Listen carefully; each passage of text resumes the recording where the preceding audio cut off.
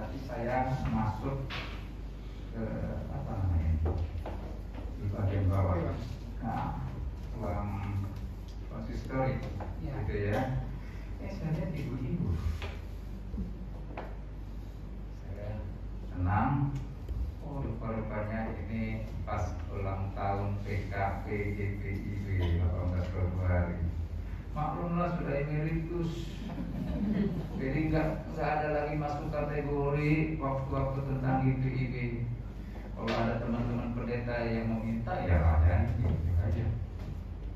Selamat untuk PKP 56 tahun dalam perjalanan. Ya. Saya siapkan tentang ulang tahun PKP. Kalau siapkan mungkin kuenya disiapkan. Kita siap kuenya. Siap. Oh, siap. Jadi nanti kita jangan pulang cepat-cepat, makan kue dulu. Kue ulang tahun. Ya.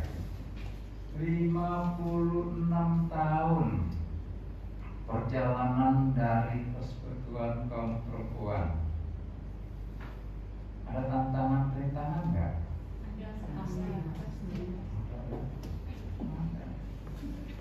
Apa itu tantangannya?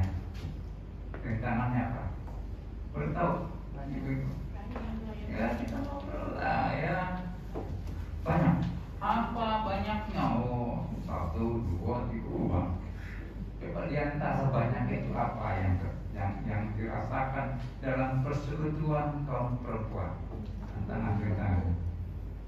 Harus saling memahami antara sifat ibu-ibu. Kok saling memahami ya? Oh begitu ya. Ibu merasakan begitu?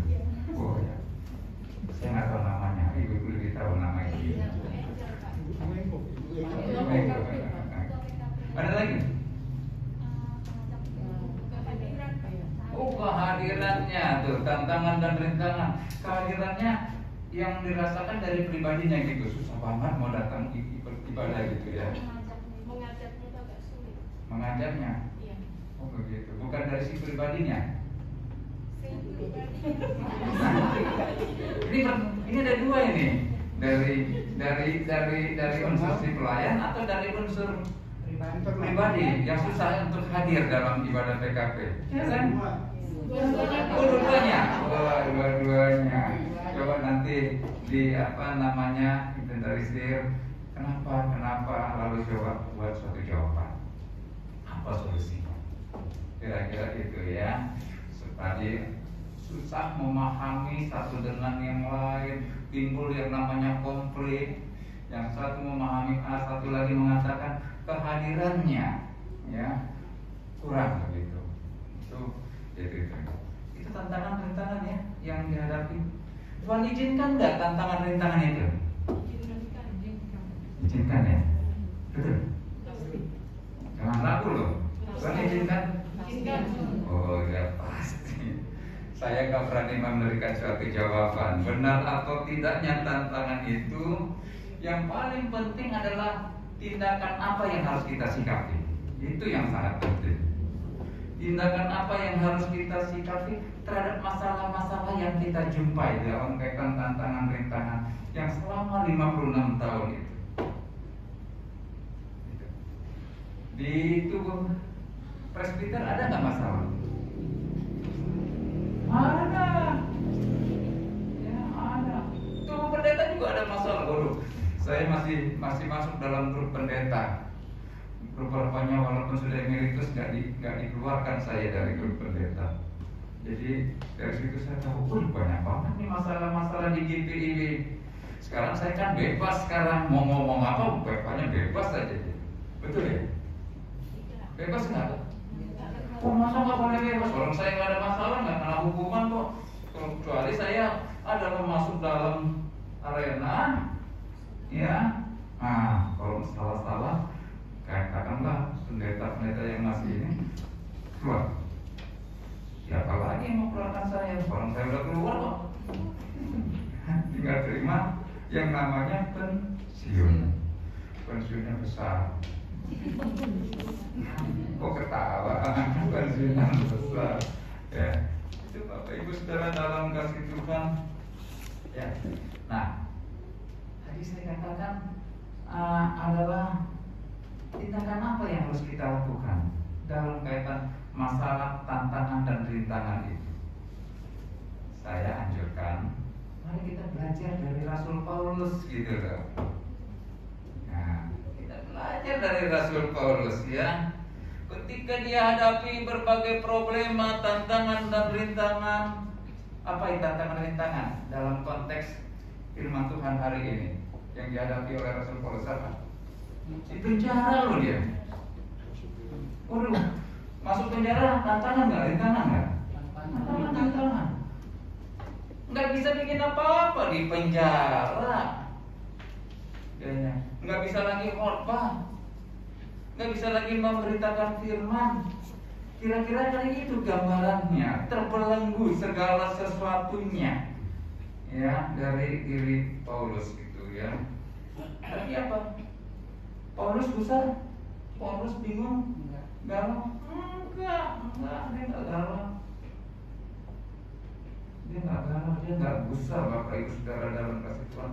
Dia nggak mengumpat begitu ya, dengan kalimat-kalimat yang menyudutkan akan orang lain gitu. Gara-gara kamu saya masuk penjara. Nggak ada umpatan-umpatan seperti itu. Tapi justru ada ungkapan, ucapan itulah bersyukur kepada Tuhan. Artinya gimana kan? Bersyukur kepada Tuhan, bersyukur kepada Tuhan, sebab Dia baik. Bersyukur kepada Tuhan. Itu Bapak Ibu. Pokoknya 56 tahun apapun tantangannya, rintangannya, bersyukur kepada itu.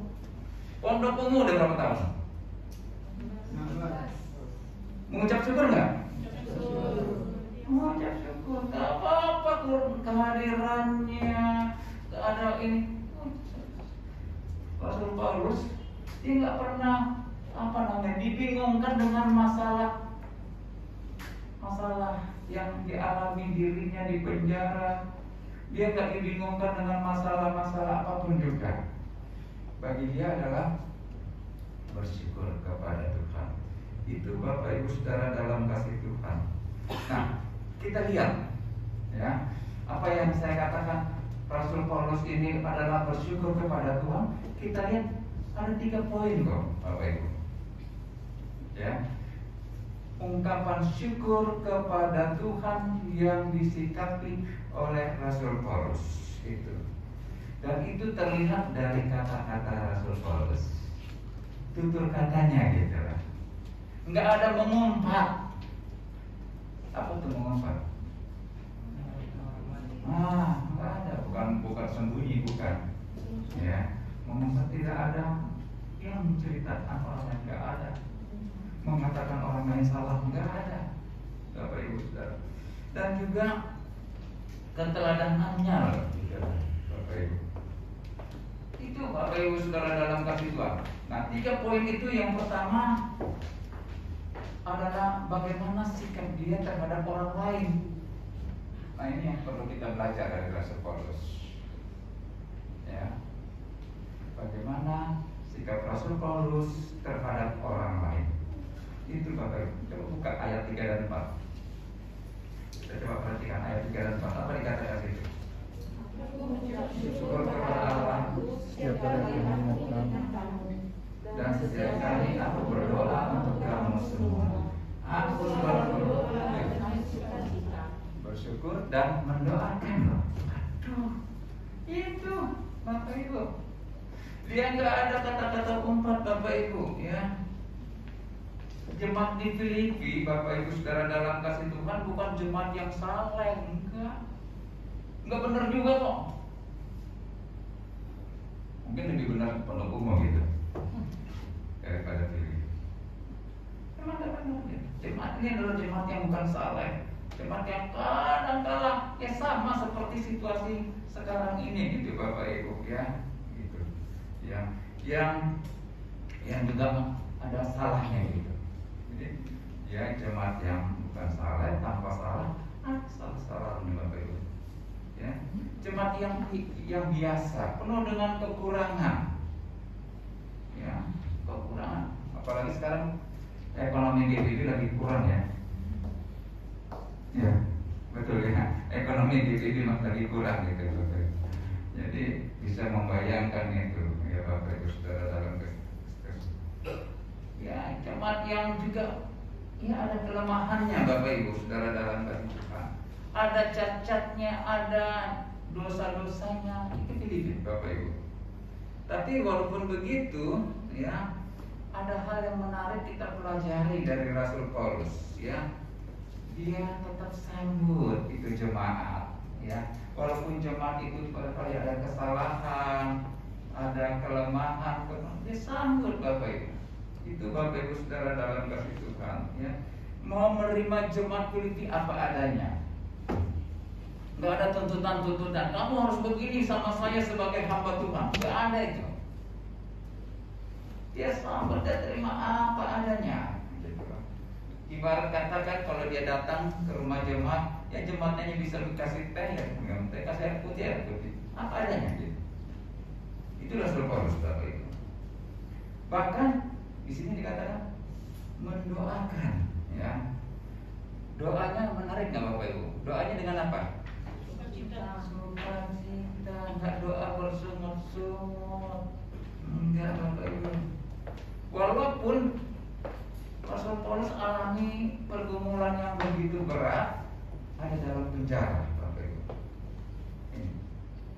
Nah, dari sini kita coba pertanyakan kepada diri kita, bagaimana dengan kita?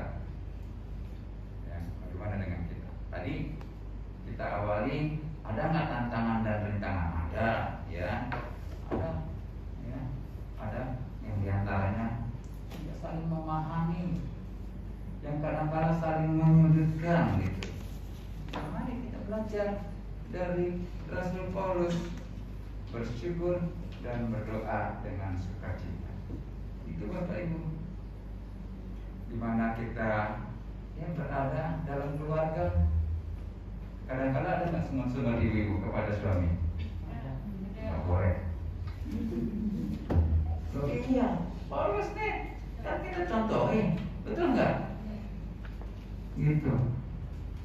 Jangan, udah pokoknya udah gak usah pulang. Tutup pintu ini, engkau nggak bawa apa-apa ke rumah, dapur nggak ngebul. Nah, kita belajar dari Rasul Paulus, ya. Dia nggak bersungut-sungut Rasul Paulus. Jadi biar ibu-ibu nggak boleh bersungut-sungut ya sama suaminya. Betul? Betul. Ada nggak yang bersungut sama suami? Ya, ada. Nah, itu jujur dengan ininya ya Pak. Ya. Oke. Itu ininya ya. Di tempat kita bekerja, bukan tidak mungkin. Di gereja, waduh, bukan tidak mungkin. Di tempat kita bekerja, di rumah, di gereja, ada nggak orang yang nggak suka sama kita?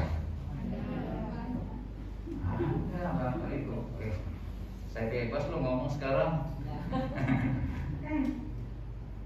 Ada yang nggak suka sama kita ya.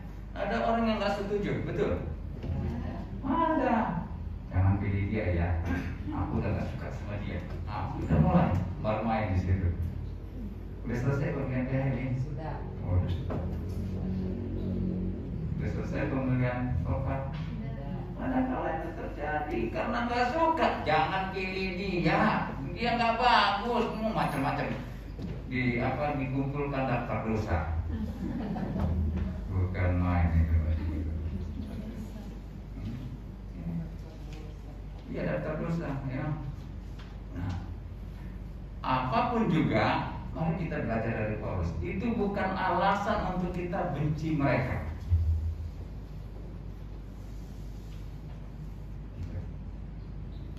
Tidak ada alasan bagi kita untuk membenci mereka yang benci kepada kita.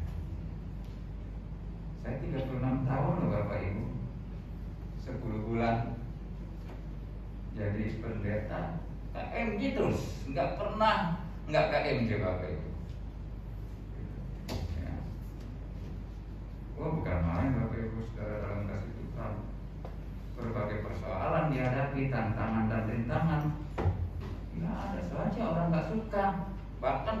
Bahkan yang kadang-kala sampai demo. Bapak Ibu udah tahu kok, nggak, bukan hal yang umum. Saya bebas loh ngomong. Betul, masa pada umum nggak tahu saya sih? Ya tahu kan Bapak Ibu Saudara dalam kasih Tuhan gitu. Ya, sampai kadang-kala mendiskreditkan gitu loh. Tolong pindahkan. Waduh, bukan main Bapak Ibu.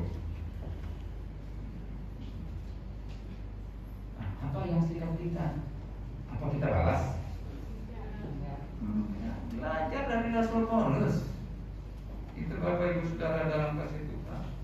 Harus boleh bersyukur. Kenapa saya bersyukur Bapak Ibu? Kenapa kita bersyukur Bapak Ibu? Karena kita dikuatkan. Kan betul? Betul enggak? Karena kita dikuatkan, kita dimampukan menghadapi berbagai problema-problema. Jalan. Dalam rumah tangga ada nggak tantangan-tantangan? Ada. Tapi karena Tuhan tuntun kita, Tuhan memampukan kita, bersyukurlah suami dan istri. Saya tiap pagi sama istri, anak-anak masih tidur karena bangunnya udah biasa karena sudah usianya lanjut. Usia berapa saya? Kebalikan 66 mau jalan sekarang.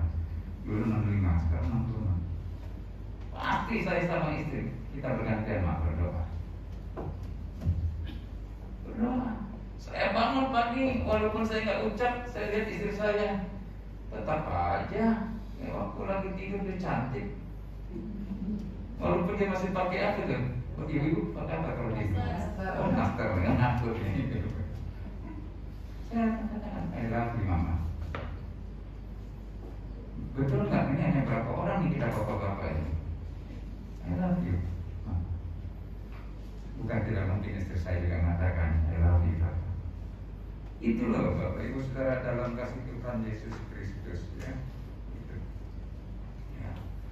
Kita berdoa, saya dengan istri berdoa untuk rumah tangga kami, ya anak-anak, karena kami juga baru menjalani dia tahun berapa nih?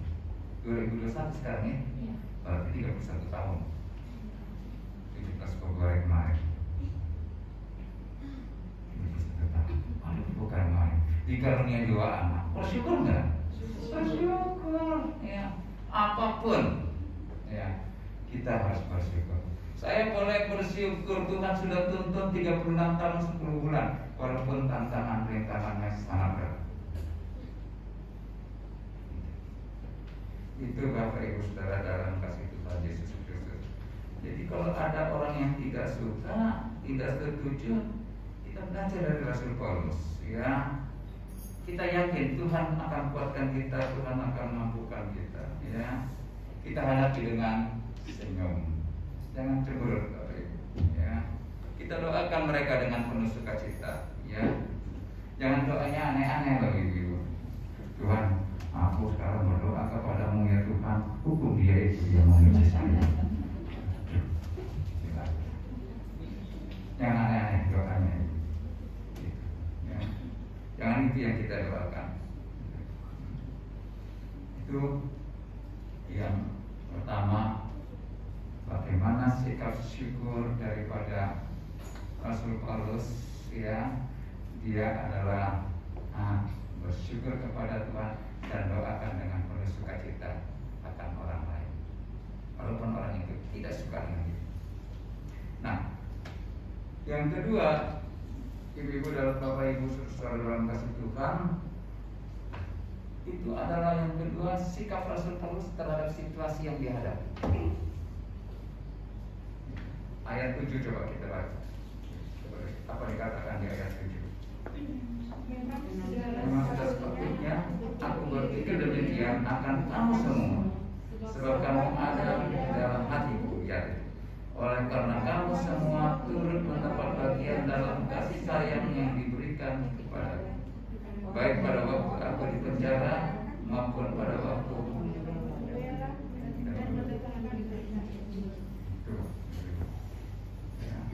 Jadi ini pernyataan Paulus mengatakan apapun situasi yang dialami, kendati begitu berat dia di dalam penjara, nggak ada alasan bagi Rasul Paulus berputus asa, hilang pengharapan, nggak ada alasan itu. Dia tidak menghadapi masalah dengan berpikir negatif. Itu Bapak Ibu Saudara dalam kasih Tuhan.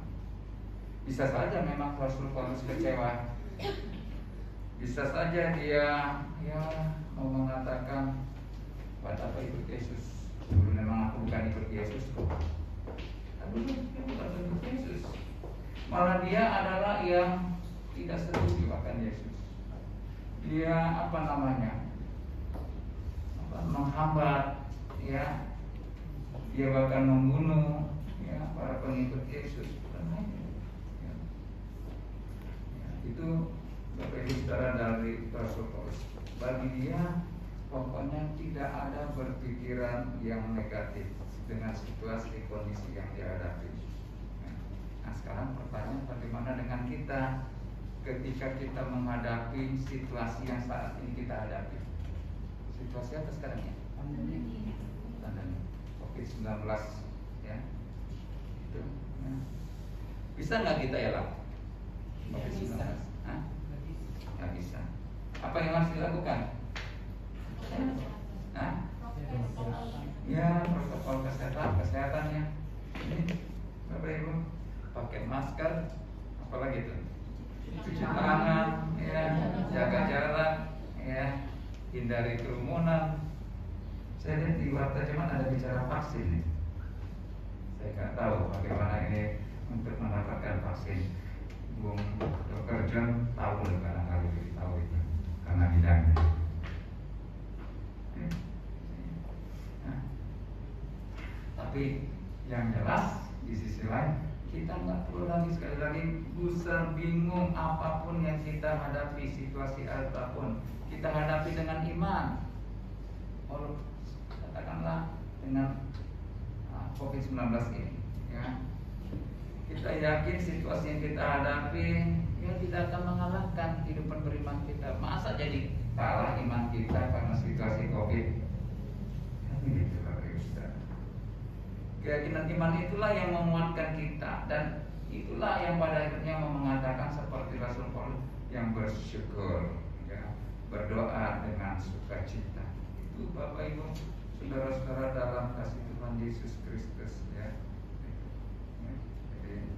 Itu yang kedua, dengan situasi apapun juga bersyukur dan berdoa dengan sukacita.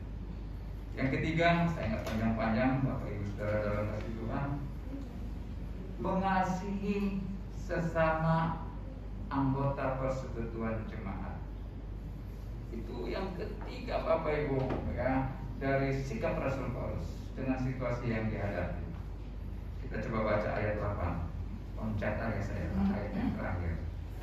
Rasul Paulus dengan apa dikatakan itu? Sebab Allah adalah saksiku betapa aku dengan kasih mesra Kristus Yesus merindukan kamu sekalian. Menarik, ya, kita garis bawahi merindukan kamu sekalian. Kendati Paulus ada dalam penjara, nggak bisa bikin apa-apa, ya, dia terbelenggu, ya. Tapi dia sangat-sangat rindu, ya, bagaimana bisa berjumpa dengan jemaat di Filipi. Nah, kalau bicara itu berarti ada nggak di situ, ya, mengasihi Bapak Ibu?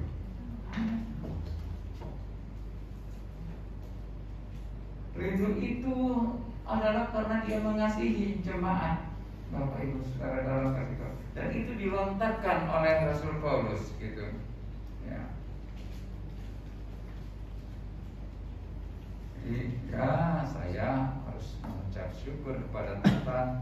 Rindu saya sudah terpenuhi karena sebelum acara hari tugas Pendeta Mary Gimon dengan Pendeta Domidoyo, saya pernah bertelepon dengan Domidoyo. Kalau aku dulu Dom, aku panggilnya biasanya panggil Dom, ya. Pas Domini juga, ya. Dom, waktu Mary, aku sering dijadwalkan di pindah karena adik-adikku itu ya. Aku pindah di sini nanti, jangan lupa jadwalkan abang.